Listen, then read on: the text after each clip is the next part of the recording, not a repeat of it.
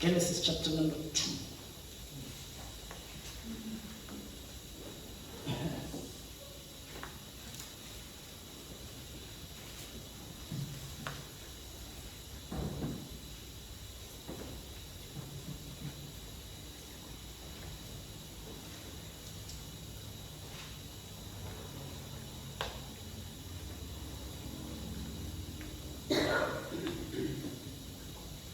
Look there at number 4.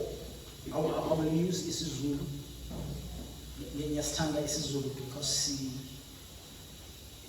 you never doubt it is isiZulu sonke. I think. Mawuthele ukuthi amen. Amen. Lokhu kungumlando wokudalwa kwezulu nomhlaba. Ekudalweni kwakho umhlaba uJehova uNkulunkulu ewenza umhlaba nezulu. Verse number 5. Kwakungabe bikho sihlahla endle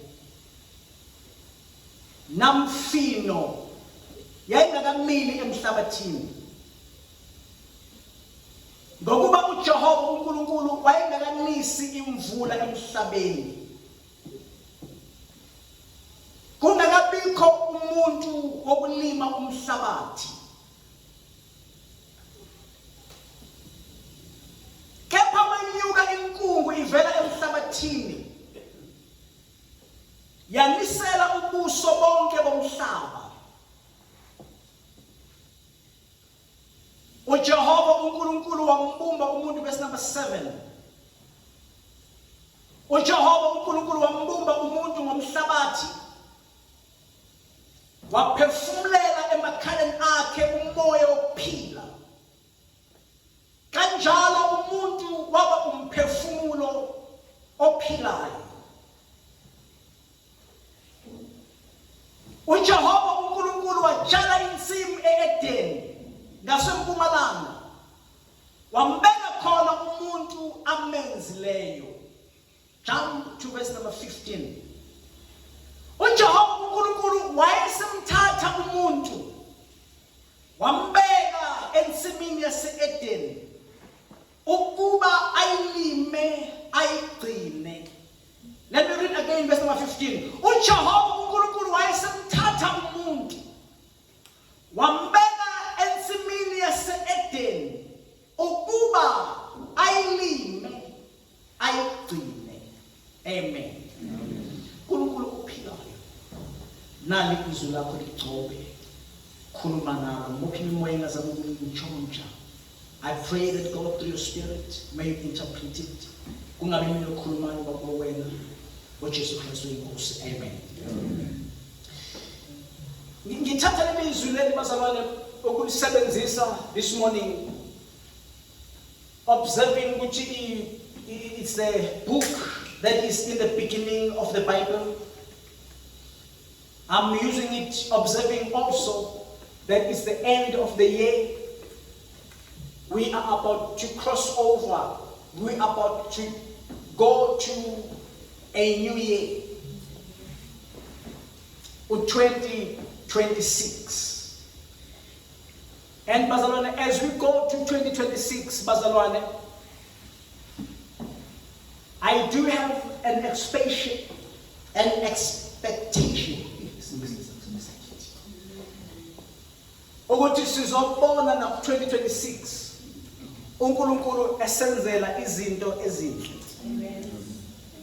But in 2025, as we close unyaka, ngilibonela izwi elihle ukuthi sivale ngalo. Lana kuyakhiwa uNkulunkulu noma umlando. Ngiyacabanga ukuthi amaBhayibheli e-English they will use something like it's the account yokudalwa komhlaba mangithi ngisho kahle. Amen. It's the account yokudalwa komhlaba. Umlando wokudalwa komhlaba. And lapha ku verse number 5 uma uqhubeka ngescripture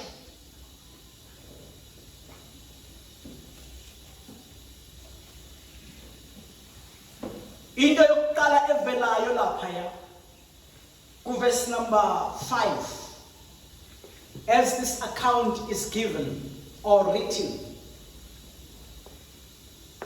ithi kwakungakabi bikho sihlahla endle namifino yayingakamili emhlabathini, ngokuba uNkulunkulu wayengakanisi imvula.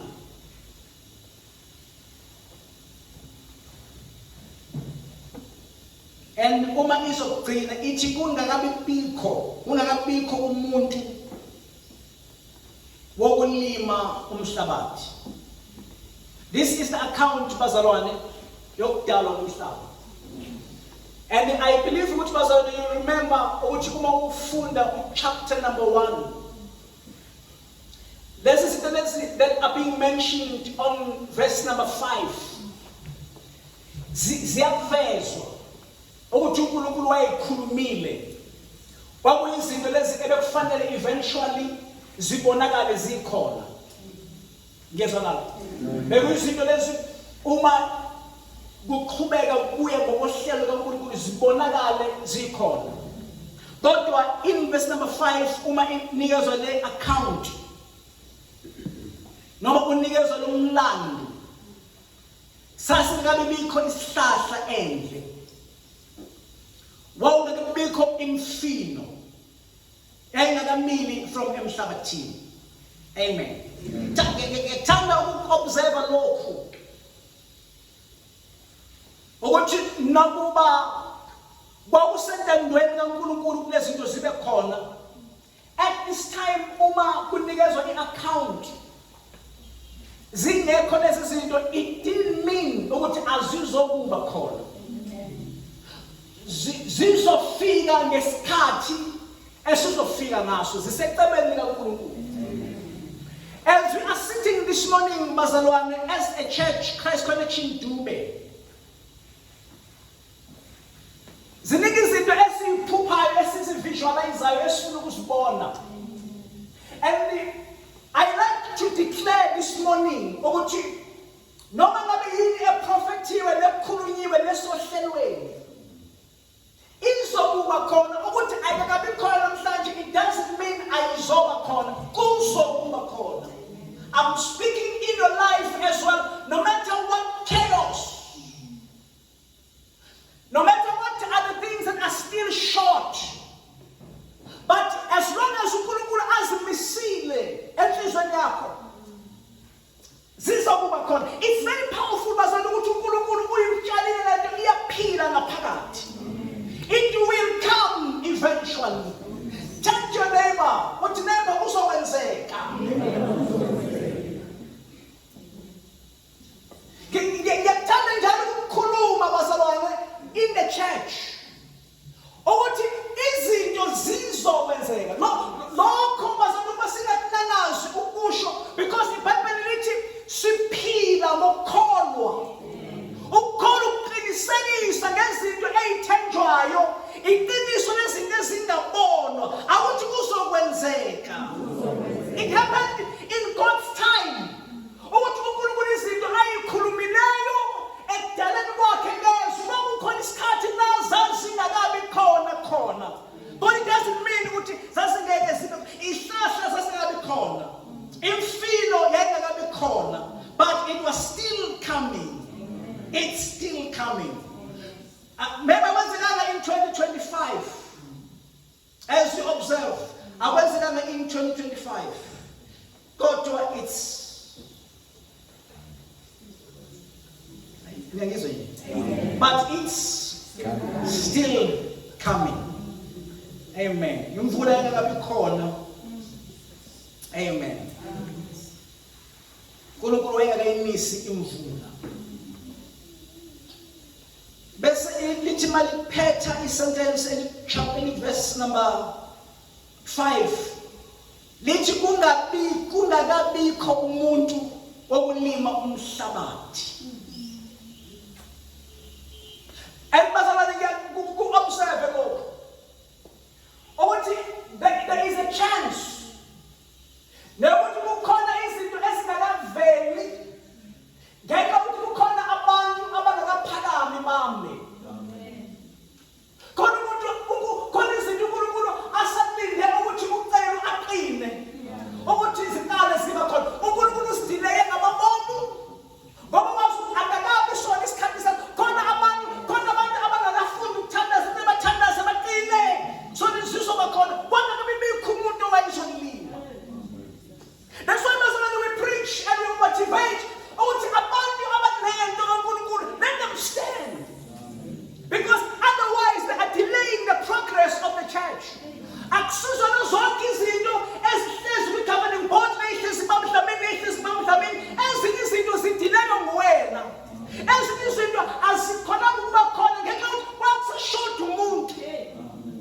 umuntu wayengakabi khona. iBhayibheli liyabhala ukuthi kungakabikho umuntu wokulima, umuntu wokulima, awuthi umuntu wokulima.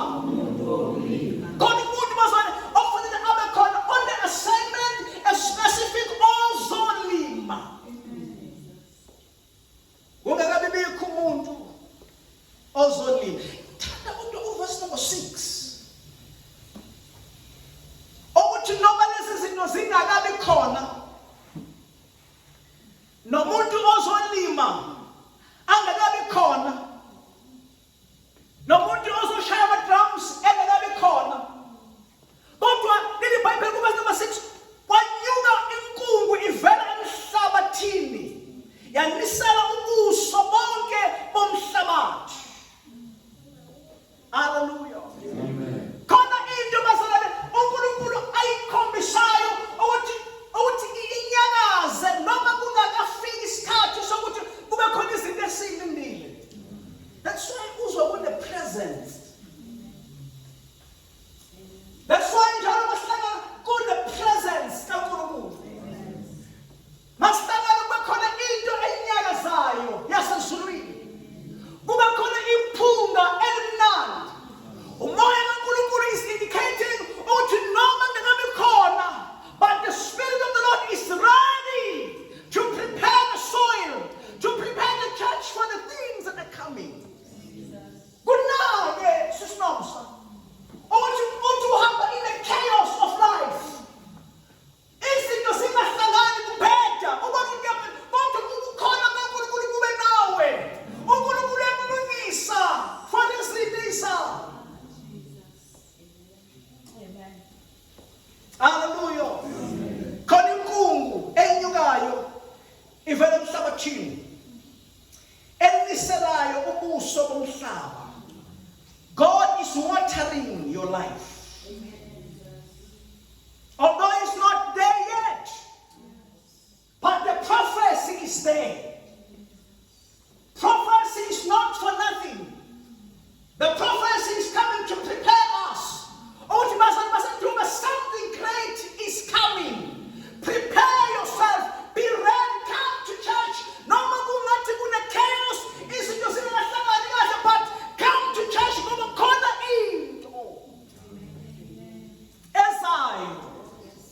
Signs. So siyanisela namhlanje. uNkulunkulu make ayinisele impilo yakho sisitumi. I'm glad ukuthi uze enkonzweni. When I checked to her yesterday, ushiya ukuthi ngizoza but ngo-11 ngiyahamba. But uNkulunkulu kulesi sikhashanyana oze ngaso. uNkulunkulu makanisele impilo yakho. Akuprepare izinto ezinkulu ezizayo. In any chaos, lapho usathane ngathi udlala khona ama-games, kodwa be still and know that He is God. Who holds the future for your life. Izinto mele zihlale zifana. Izinto zizoguquka. Tell them say never izinto zizoguquka. Ngithanda nomunye umhlabeni othi ngeke kuhlale kunje. Hallelujah. Ngeke kuhlale kunje. Izinto zizoguquka. That's why there is a presence of God. That's why we can taste yasezulwini. That's why sikunaka bazalwane. Uyazi ukuthi ukuthandaza asithandazi ngoba sibona izinto zonke ihamba kahle. Kodwa sivuka sithandaze namhlanje siyothandaza mayiphela inkonzo masiqala ukuphumula siyakhuleka. Sikhulekela abantu abangekho ukuthi isandla sikaNkulunkulu sibathinte la bekhona. Egameni likaJesu bayizwe imvuselelo because bangabakwethu bazobuya. Amen. Mabebuya bazalwane declare egameni likaJesu ukuthi abazobuya bekwamanye amasonto babuya bezalwa. Akuthi bazobuya bezela. Bazobuya bezela. Bazobuya bezela. Amen. Bazobuya. Bazobuza bazalwane.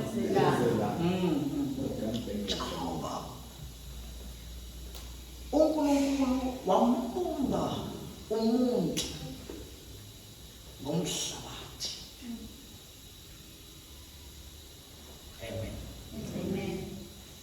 Let me pause there. God will raise abantu. God will raise children. abazokhula be-strategized by God ukuthi benze umsebenzi kaJehova. uNkulunkulu wambumba umuntu ngomhlabathi. Another thing that I want to make a note of, ukuthi thina sakhiwe senziwe uNkulunkulu. Umuntu ungokabani bazalwane? iBhayibheli lithi umhlaba nokugcwala kwawo nabo bonke abakuwo bangaba kaJehova. Njengoba sila namhlanje singabaka uNkulunkulu, we belong to God, you belong to God. Amen. Noma ngabe kunjani empilweni yakho, but we belong to God. Waphefumulela emakhaleni akhe umoya wokuphila. Moya kaNkulunkulu bazalwane ukithi. Kanjalo umuntu waba umphefumulo ophilayo. Life, impilo bazalwane ize ngoNkulunkulu. This is something bazalwane engafanele sikhohlwe as we continue with life. Ukuthi singabaka uNkulunkulu. We belong to God. Even lesikhathi bazalwane sokujabula isikhathi seChristmas. Njengoba abantu benza iChristmas bejabula bese, but we must remember enjabulweni yethu ukuthi we belong to God. That in this time Christmas most of you know and enjoy, go and pray. Because there is only one God that can protect you and goes in as a corner during Christmas. The God of heaven who created you. Bless the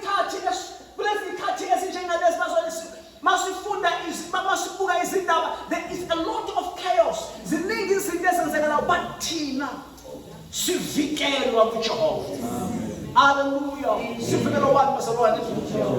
Sifika uJehova uNkulunkulu umanathi. Asiqwashise. Kuze kuthi noma sivakashela amasonto aneminyaka emakhweni but singangeni. Siqwashisa uJehova. Awuthi singangeni la ekufanele singene khona. We are not of our own. Njengoba uNkulunkulu yamdala umuntu la umdalela incebo yakhe, umdalela ukuthi azosebenza ingadi.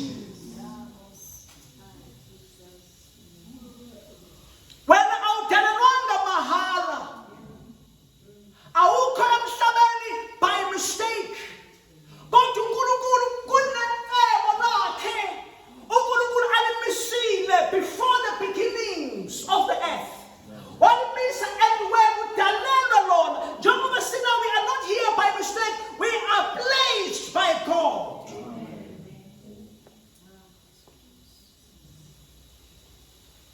Ukuzobuka esikhalele esithile. Ukuzosebenza into uNkulunkulu asinikeze yona. uNkulunkulu watshala insimu eEdeni ngasempumalanga. Verse number 8 mayeza phela. Wambeka khona umuntu amenzileyo.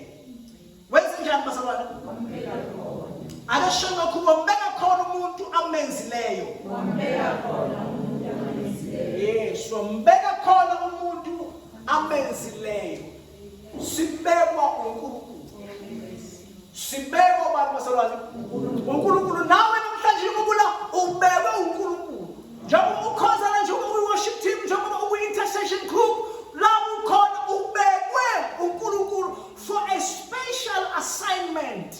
Ekhaya okulo awukho kuleyo mndeni awukhula kulo khaya by mistake. You don't need to search for another home. uNkulunkulu ubeke lapho kini ngenjongo ethile. It's not by chance. Ubekwe uNkulunkulu. Ngathi mawusubona ingane zabamenye imizi ziphatha ama-iPhone sesencane bese nawe usofuna ukuyoba wakho. uNkulunkulu akadalelanga kuleyo muzi loyo. Yekela i-iPhone le imahlanise yekela izinto lezi. Hlala la uNkulunkulu akumise khona.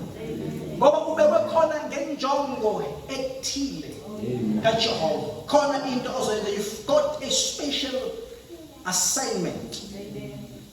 That is verse number 8.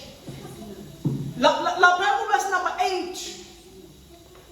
Between 8 uya kuverse number 15. Kukhona izinto eziningi uNkulunkulu noma ezibhalwayo lapho. But ngiyamthanda umbhali uma esephinda futhi kuverse number 15. Ezokuthi khona wambeka ensimini yase-Edeni. Khona umuntu lo amdayile uNkulunkulu. Wambeka ensimini yase-Edeni ukuba ayilime ayigcine. Wambeka ensimini yase-Edeni ukuba ayilime ayigcine. Awusho ukuthi wambeka ensimini yase-Edeni ukuba ayilime ayigcine. Hallelujah.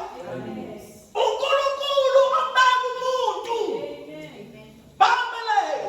uNkulunkulu ambeka umuntu akusibona abangani bakho abazokubeka endaweni ethile, but it's God. Okubeka la ufanele ube khona. You are not here by mistake, but you belong for a specific assignment. Njengalokhu uNkulunkulu ayebeke umuntu ukuba alime insimi ayigcine. Nawe kunanti uNkulunkulu ayinikeza wena ukuthi uzoyenza, uzolima insimi uyigcine. Khona izinto uNkulunkulu ayibeke esandleni sakho ukuthi uzi-cultivate, uzigcine. Even nalowo mntwana loyo uNkulunkulu ukunikeze yena ngenjongo yakhe ukuthi ulime umgcine. Noma ngabe ukhula i-chaos, noma ngabe kuyinkinga kangakanani, but uNkulunkulu unikeza le responsibility yokuthi umkhulise umugcine. uNkulunkulu obeka umuntu, and uNkulunkulu ukudalele wena injongo ethile. And ekudaleni kwakhe uNkulunkulu kunama specific qualities awabeke kuwe ngenxa ye-assignment akunikeze yona. Ngenxa yezinto uNkulunkulu afuna ukuthi uzilime uzigcine. Ibandla laseDube bazalwane alizochitheka ngenxa yabantu uNkulunkulu abalethela ukuthi bazogcina umbono wemali. Alibonge igama lenkosi uJesu. You've got an assignment. It's never you've got an assignment. Khona into uNkulunkulu ayibeke kuwe ukuthi izokwenziwa kuwena. You have an assignment. Ngikhuluma lento kuphela unyaka ukuthi kubambe lokho ukuthi wena awuzoconfuswa abantu. Uma abantu beqala ukuthi wathi bekhuluma ngama-resolutions, what is your resolution for 2026? Well, you don't need to take another assignment. You don't need to change, but you need to stick. Uma bengayikamba isebona namhlanje, bengizokuthi stick on your assignment. Stick on your assignment. It's never stick on your assignment.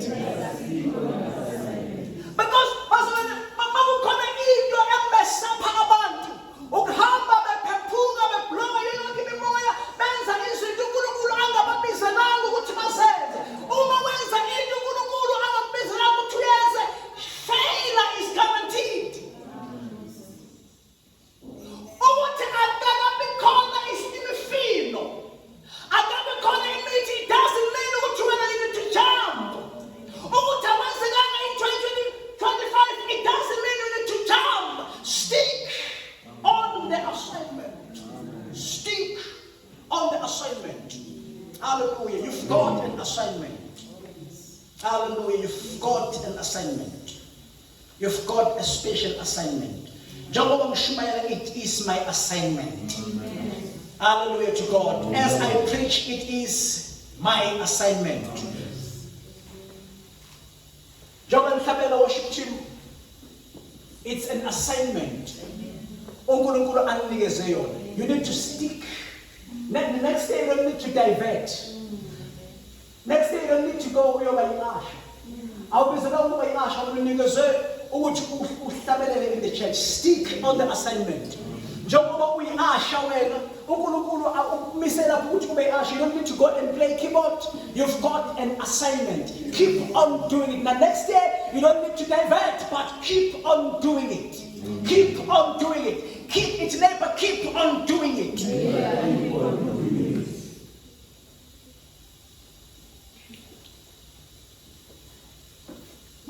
Kuyavama ukuthi i-assignment yakho kungabi into ozoyifuna kanzima. Kodwa i-assignment yakho you find it by default. Angasengisebenzisa i-language right. I-language yakho you find it by default. Khona indawo othi uyibamba noma uma kuyo uzwe kuba nokuthula. Khona izinto ukuthi mawuzenza ube nani basalwane nokuthula noma zingakabe bikho izihlahla noma ingakabe bikho imifino. Kodwa khona indawo ukuthi noma kusashoda kodwa uzwe ukuthi nani basalwane une peace ngaphakathi, isense ipeace. Ushaya i-keyboard uyisense ipeace. Also I am in the right place. Yala ngidlala i-keyboard kwamanye amabandla but mangishala ekhaya ngizwa ukuthi kunani basalwane. Amen. Also ukuthi kune peace. If you are confused, the assignment yakho ungekho sure ukuthi what it is that I need to do.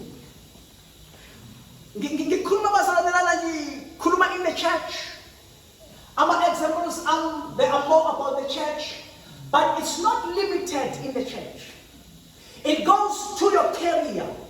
It goes to your studies. It goes to your job. Zikade izindawo ozoyabuzo ngoba kusengathi kunamadlelo ahlaza kanti ukuthula kaNkulunkulu ukho nawe. Qaphela ukuthi kule step osithathayo kule nto oyoyenza iba nokuthula kaNkulunkulu. May God be by your side. Amen. Ungapheshulwa imimoya, ungapheshulwa kalula namasalary amakhulu. Thwana so kunikeza isalary enkulu come and then uye khona uzwe ukuthi awunakho ukuthula. Ukuthula kuyilona phawu lokuqala olukhombisa ukuthi lento ivela kuNkulunkulu. Amen. Akusizona, let me mention this before we close. I mentioned ukuthi akusizona zonke izinto ezenziwa zibe sobala ukuthi uyithole kalula emhlabeni. It's not all the times and akusibona bonke abantu abayothola i-assignment yabo by default. Khona abanye abantu abaqale babe confused. Kuyokwenzeka. As I minister, as I preach, we are supposed to talk. I want to what is my assignment? Hallelujah. Amen. And that is not a mistake.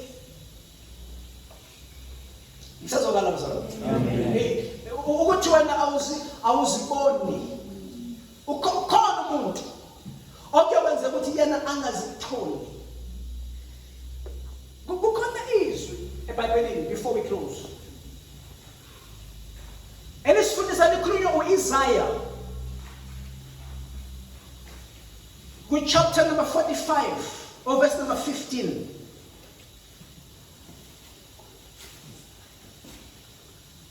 It's in the book of Isaiah, chapter number 15. Lelithi likhuluma direct ngoNkulunkulu. UIsaiah uthi impela unguNkulunkulu ozifihlayo. Wena uNkulunkulu msindisi. Impela unguNkulunkulu owenzenjani? Ozifihlayo. It is God's character at times ukuthi azifihle ukuze wena uzobufuna. I'm saying akusizona zonke izinto eziyokuba sobala, khona ezinye izinto ekufanele uzisearche because uNkulunkulu it is his character ukuzifihla.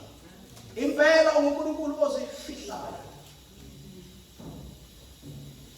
Zithi iZaga chapter number 25 verse number 2. Kuludumo lukaNkulunkulu okusitha into, kepha udumo lwamakhosi ukuphenya indaba. Uba nophethe i-English. Proverbs 25, verse number 2, anyone.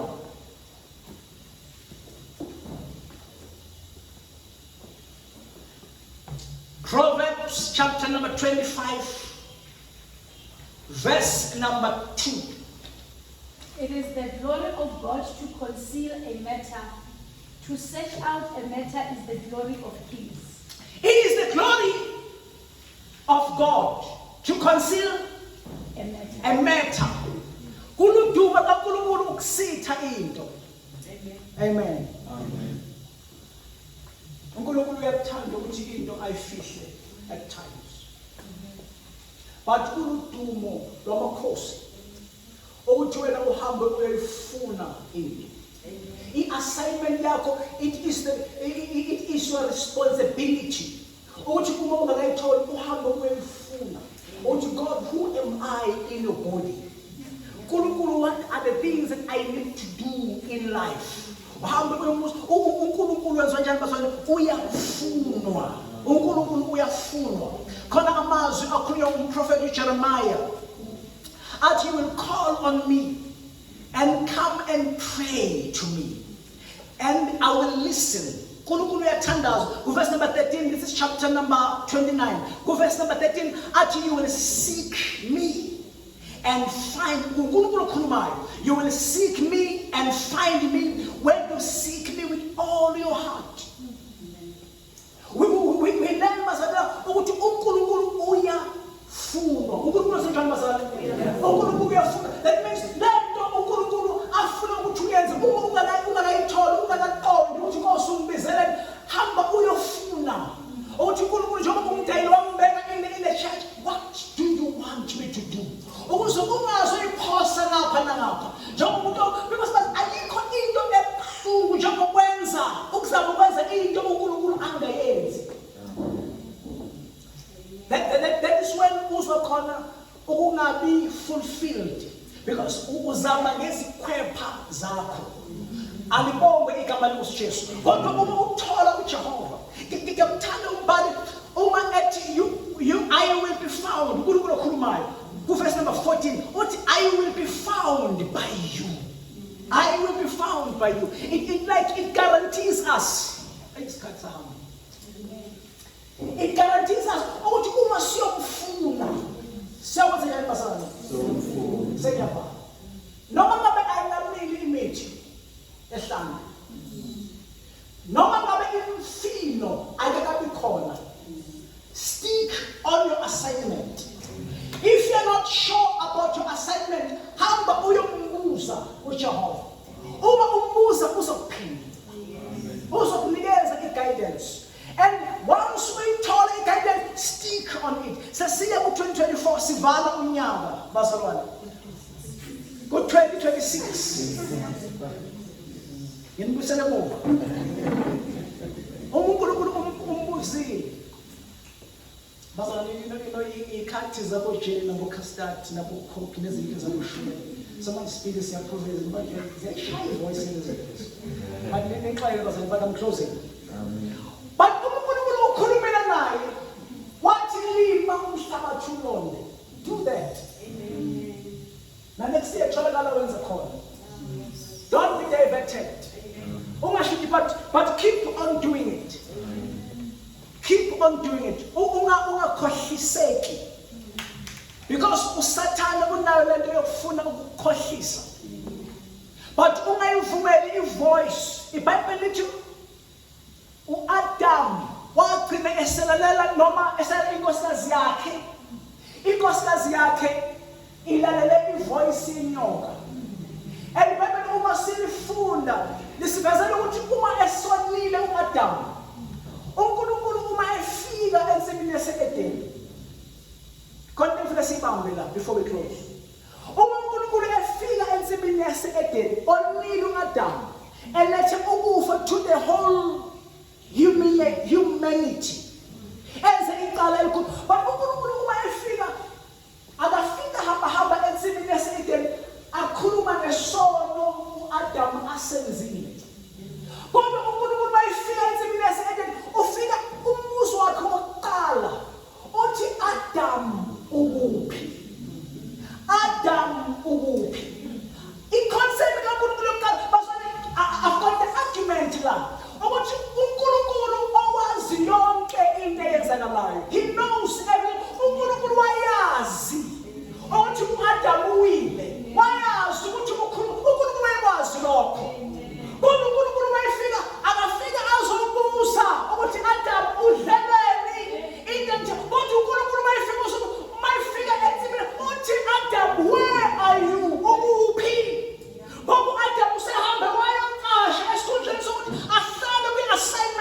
yakhe.